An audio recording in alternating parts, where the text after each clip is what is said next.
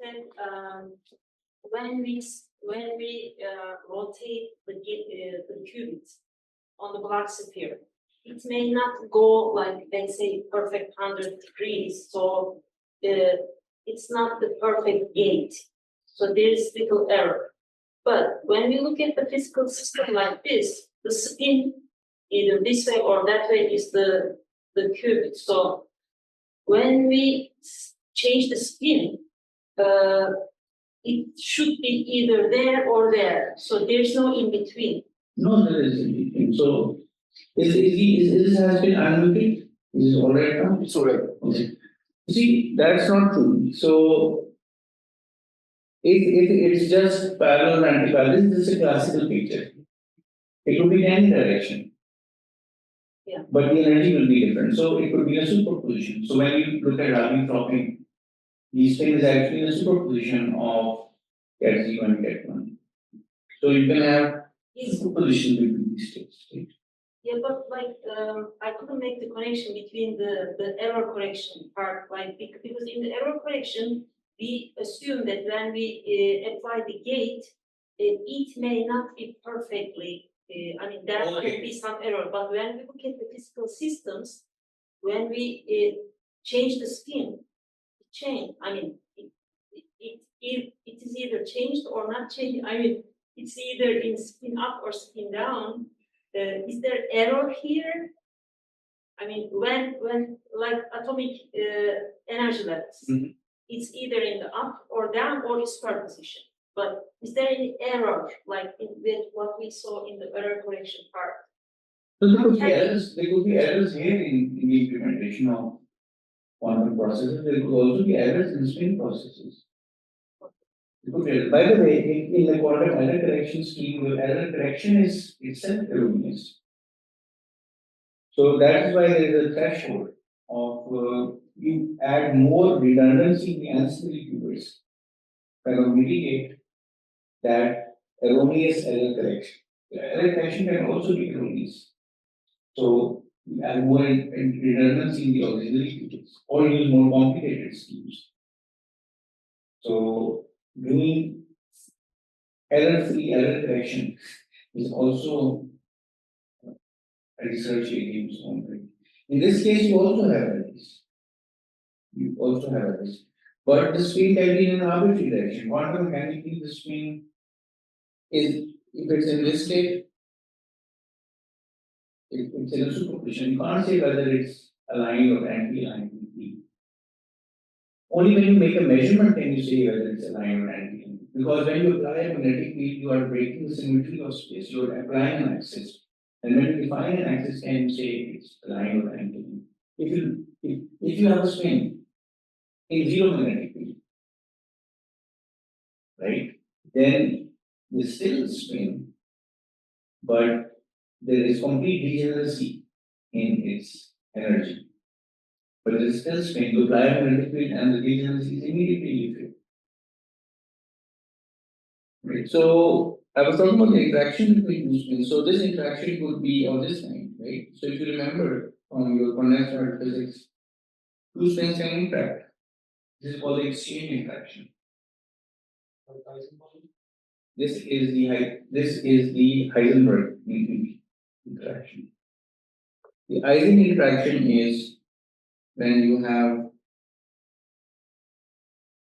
an interaction of this thing S A Z S P Z. Okay, when you have the two components Z, X, or Y, and then you take the product of those two components. This is Eisen. On the top, you have Heisenberg interaction. Okay, so both of these interactions can exist.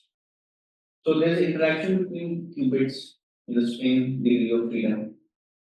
The spin itself sees a magnetic field, so you can implement one qubit and two qubit gates in the spin picture, in the spin manifold. For example, let me also talk a little bit about to give you an example. Suppose I have a spin, right? It's placed inside a magnetic field pointing along the z direction. This magnetic field lifts the energy and changes the energy of the spin. Therefore, it has to be Hamiltonian associated with it. That Hamiltonian H is given by minus H bar mu some omega, some frequency. This is some frequency. This frequency is, I think, minus gamma times V, the bright field. Okay, and an operator S. Since the field is along the z-axis, an operator is also, the spin operator is also on the z-axis. So this is the Hamiltonian for a spin inside a magnetic field. Okay, omega is called the Lamarck frequency. Higher the magnetic field, higher will be this frequency.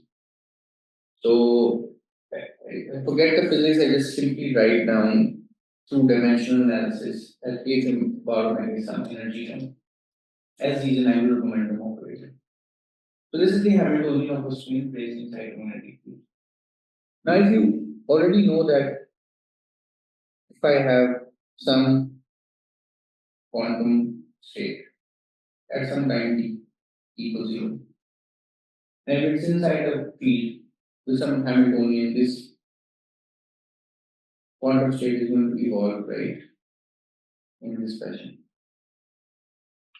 This is the Schrodinger equation, the solution to the Schrodinger equation. So at some later time, this is what the field is going to be. The quantum state is going to be. Okay. Now, if you kind of imagine, if your initial quantum state, say at time 0, is in a superposition,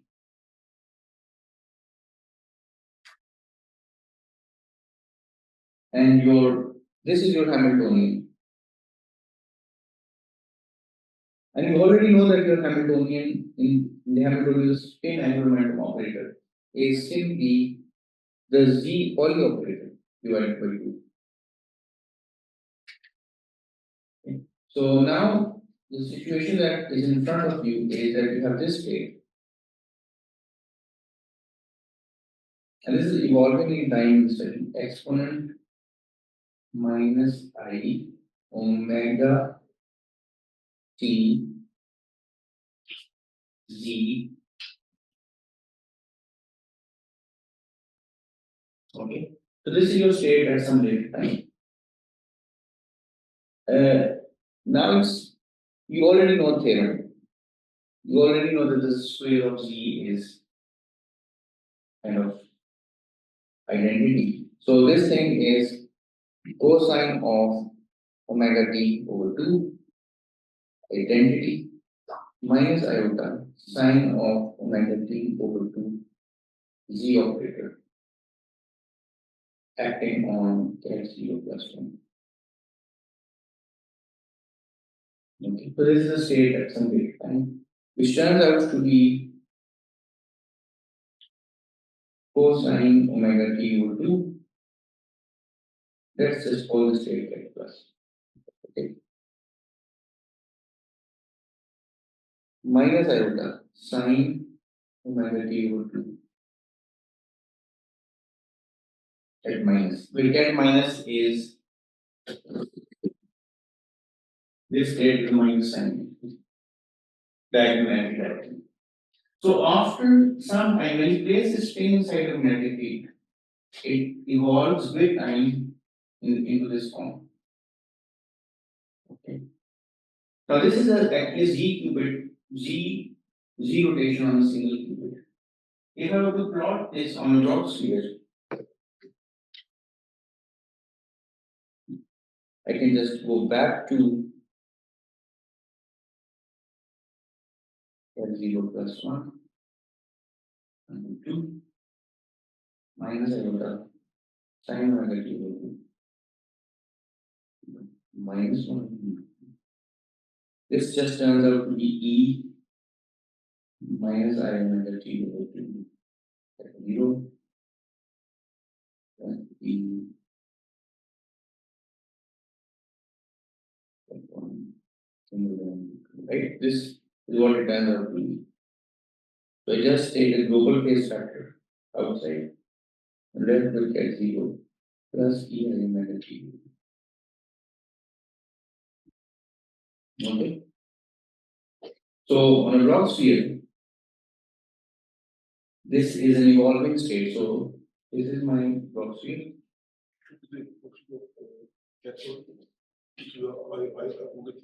Omega G, sorry. Thank you.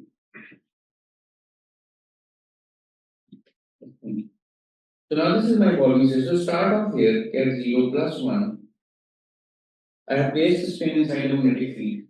So it's really a z rotation, a rotation of the z axis due to this Hamiltonian. And this spin starts to recess in the equatorial plane with the frequency matter. It starts to move around the equatorial. So this is a z gate on a single qubit. I can also apply an x gate or a y gate. If my magnetic field is along the x axis, I can do Rabi plotting. So originally my state is get 0 and apply a B along the x-axis. My Hamiltonian becomes h bar omega sx x over t.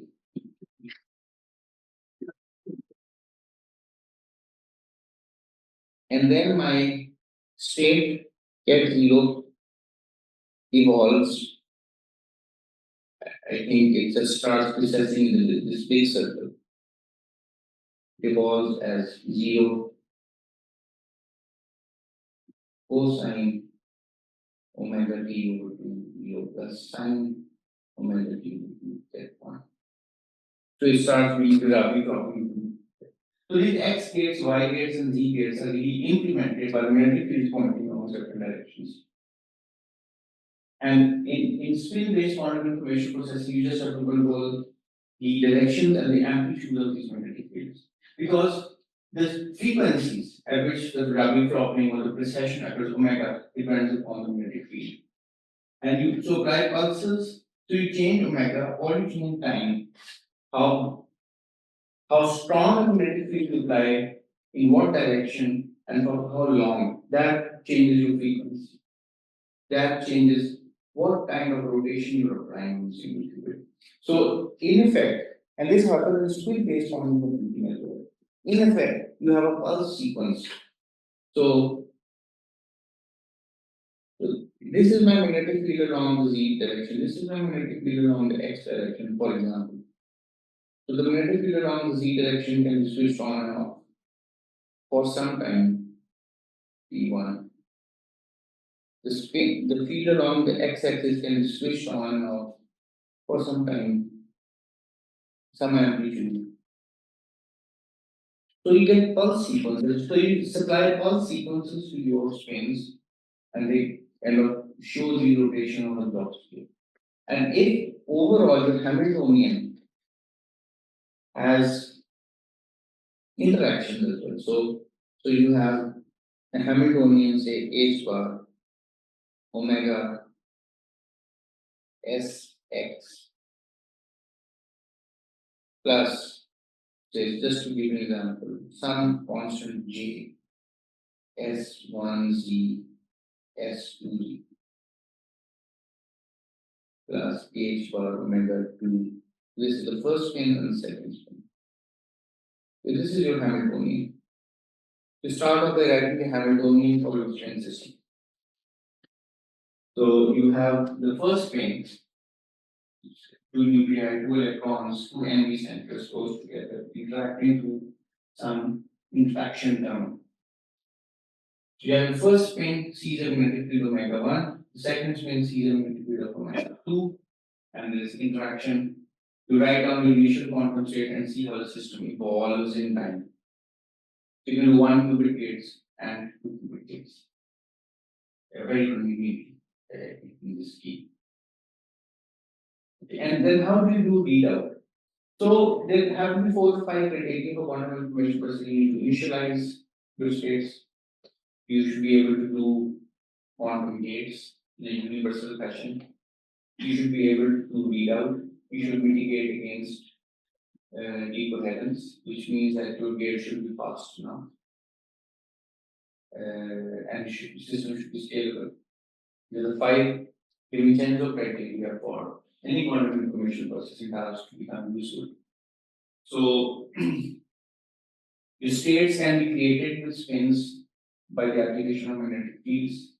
You have these interactions for 2 qubit gates, the interactions for the 1 qubit gates. You also need to do some kind of readout. So, how can you read out these spins? So, one way to read out the spins is to recognize that these are tiny magnets. So, if somehow you can detect magnetic fields, you can read out spins. And this is how they do this in spin-based scheme, purely spin-based scheme, they use magnetic spin. So, just to give an example, if I have a spin that is precessing in the equatorial plane. So, if I were to have a coil based along the y-axis, and this spin is precessing with the frequency omega. Now, since the spin is a precessing magnet, the flux that this precessing magnet creates through this coil is decreasing with time.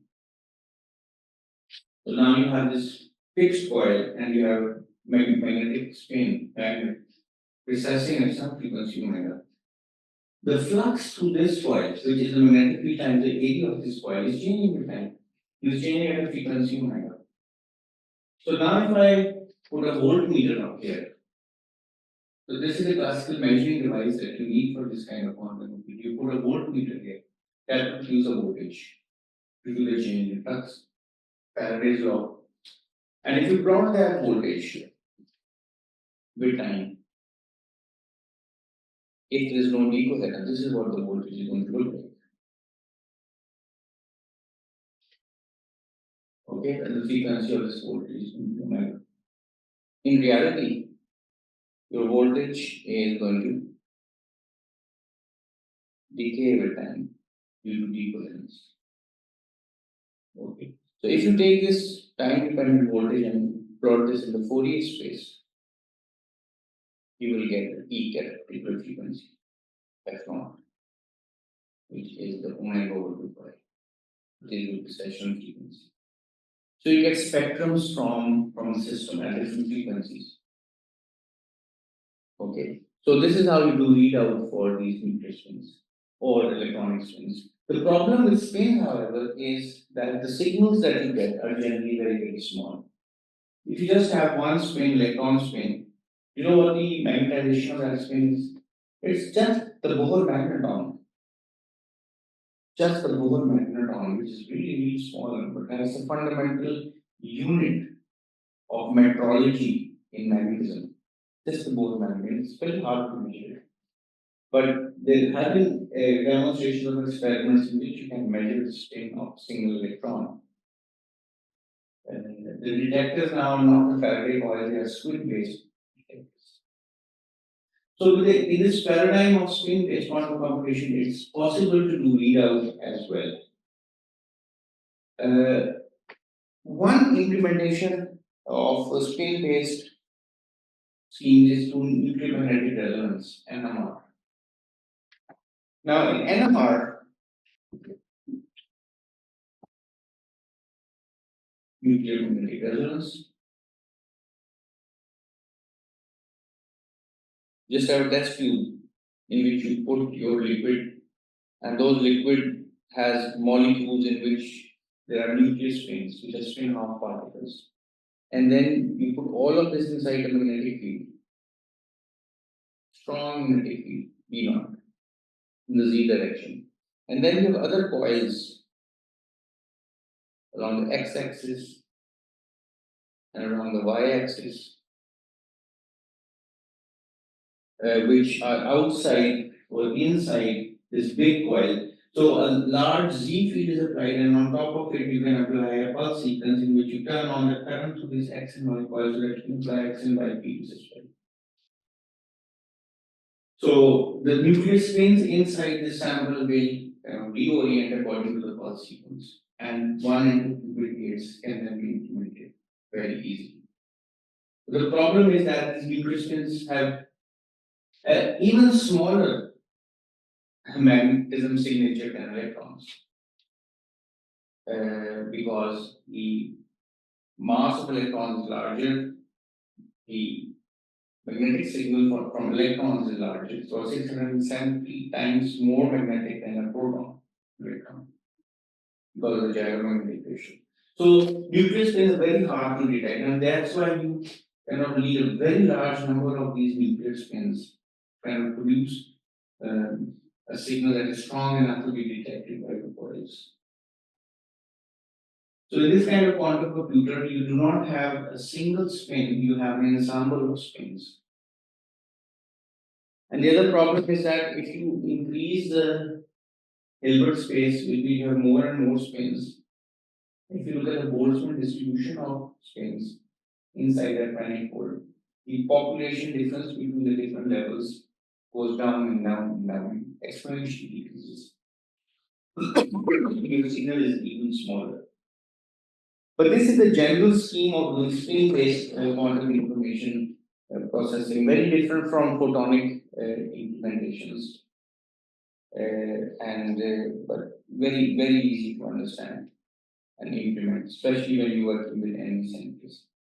Because NV centers act as fictitious spin half particles. I think Ojamai would like to stop here, and now we can have any discussion or anything. I think you can moderate and you can. Okay, if you want.